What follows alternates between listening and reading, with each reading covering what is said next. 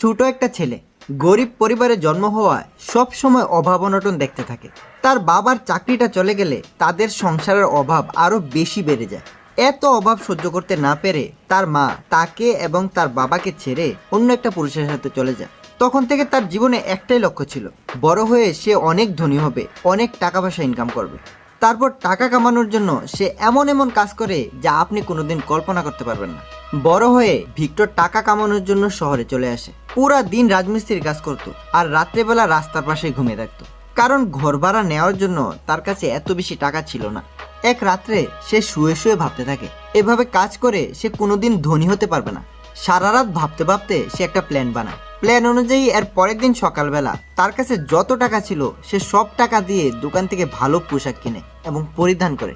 তারপর কম্পিউটার দোকানে গিয়ে সে একটা জাল ইনকাম সার্টিফিকেট বানায়, কারণ ওই শহরের নিয়ম অনুযায়ী ইনকাম সার্টিফিকেট ছাড়া তাকে কেউ ঘর ভাড়া দিবে না। সে এই জাল সার্টিফিকেট নিয়ে রিয়েল এস্টেট এজেন্টের কাছে যায়। সার্টিফিকেটে লেখা ছিল সে প্রতি মাসে $20,000 ইনকাম করে। তার এই সুন্দর পোশাক আশাক দেখে এজেন্ট আর কোনো কিছু সন্দেহ করে না এবং খুশি খুশি তাকে একটা ভিআইপি প্রিমিয়াম অ্যাপার্টমেন্ট ভাড়া দিয়ে দেয়, যেটার প্রতি মাসের ভাড়া ছিল $3,400। সে এতদিন যেখানে রাজমিস্ত্রির কাজ করত ওইখানে যায়, সমস্ত লেবারদেরকে ডেকে একসাথে জড়ো করে এবং বলে, আমি জানি তোমরা প্রতিদিন $38 দিয়ে ঘর ভাড়া থাকো, তারপরেও তোমরা দৈনন্দিন প্রয়োজনীয় সুযোগ সুবিধা পাও না।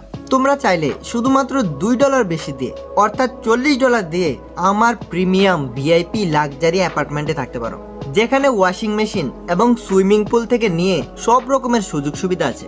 তার এই কথা শুনে কয়েকজন লেবার থাকতে রাজি হয়ে যায় এবং ঘরের ভিতরে ঢুকে সব ব্যবস্থা দেখে তারা আনন্দে পাগল হয়ে যায়।